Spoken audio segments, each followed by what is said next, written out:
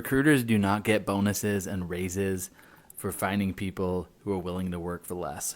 So I spent a good couple of years recruiting recruiters, and typically their compensation breakdown is pretty simple. It's a base salary and then an annual bonus and then maybe equity depending on the type of company they work for.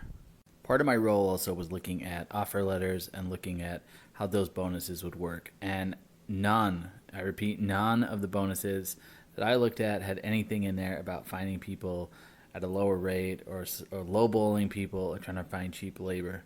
Now, there would be the argument that a hiring manager that's running a department, for example, that gets bonused on profitability, they may have an incentive to find somebody that will work for cheaper because it will increase the profitability of the department they're running. But logically, if it's a multi-million-dollar department, $10,000, $20,000 in a salary isn't going to make or break that.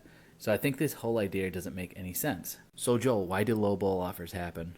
Lowball offers typically happen when there's a misalignment around salary expectations. I actually made a video about this earlier. When you're talking about salary, you need to talk about it early and often.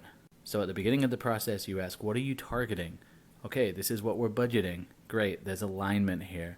But as the candidate learns more about the position and as the company learns more about the candidate, those expectations can change. So you need to address salary throughout the process. Whenever I've seen a lowball offer go out, it's because at some point, stop talking about salary and making sure that everybody was on board with what the target is. In my experience, a lowball offer means that the process has gone terribly wrong.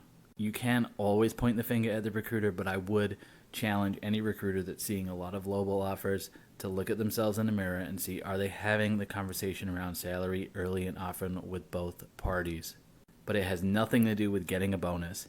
And in fact, if you look at most recruiters on the agency side of the business, they have every incentive in the world to get you more money because they receive a bonus based on how much you actually get paid. So let's just stop talking about this. It should be a non-issue at this point.